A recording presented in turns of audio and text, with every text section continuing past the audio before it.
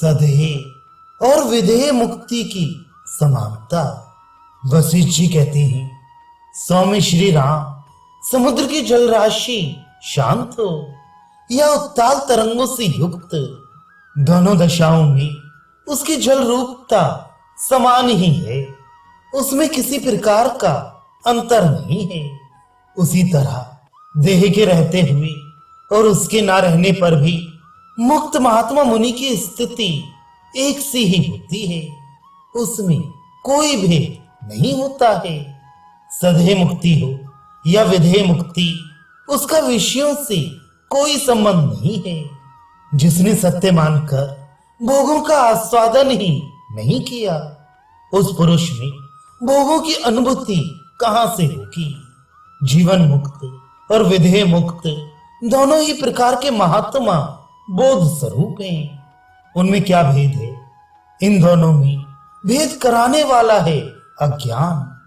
उसके नष्ट हो जाने पर जब केवल ज्ञान ही अवशिष्ट रह जाता है, तब उन दोनों में भेद कौन हो सकता है? जैसे समुद्र की तरंगावस्था में जो जल है, वही उसकी प्रशांत अवस्था में भी है। उसमें कोई अंतर नहीं है। सदेह और विदेह मुक्त में थोड़ा सा भी भेद नहीं है। पवन सस्पंद हो अर्थात वेगवान हो या निष्पंद अर्थात शांत अथवा वेगहीन, दोनों ही दशाओं में वह है वायु ही।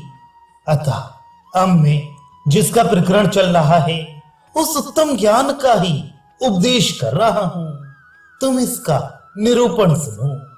यह ज्ञान कानों का आभूषण है और अज्ञान रूपी अंधकार का नाश करने वाला है।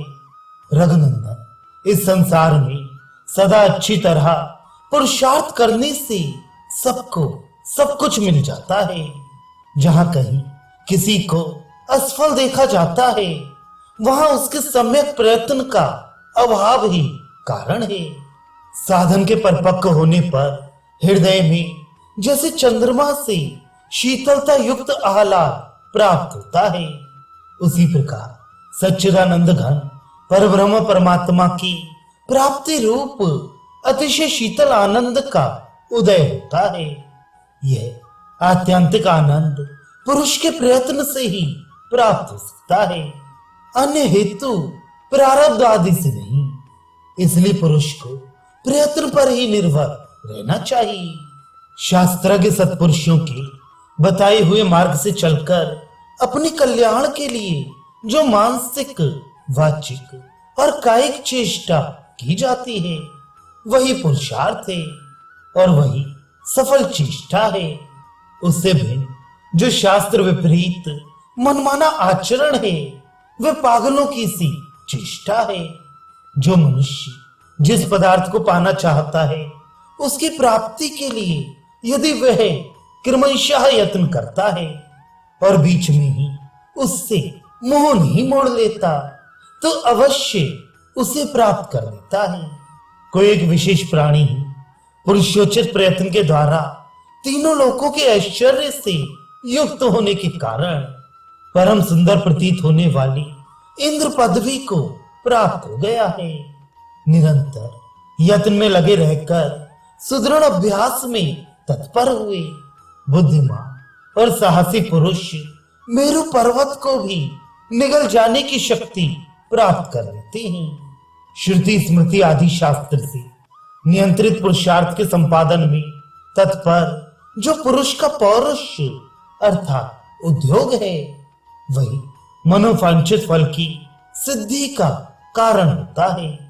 शास्त्र के विपरीत किया हुआ प्रयत्न अनर्थ की ही प्राप्ति कराने वाला होता है। कोई पुरुष जब शास्त्रीय प्रयत्न को शिथिल कर देता है, तब स्वयं दरिद्रता, रोग और बंधन आदि अपनी दुर्दशा के कारण वह ऐसी अवस्था में पहुंच जाता है जहां उसके लिए पानी की एक बूंद भी बहुत समझी जाती है, दुर्लभ हो जाती है। परंतु किसी को शास्त्रानुसार आचरण के प्रभाव से ऐसी उत्तम अवस्था प्राप्त होती है जहां समुद्र, पर्वत नगर और द्वीपों से व्याप्त विशाल भूमंडल का साम्राज्य भी अधिक नहीं समझा जाता। वह अनायास सुलभ हो जाता है।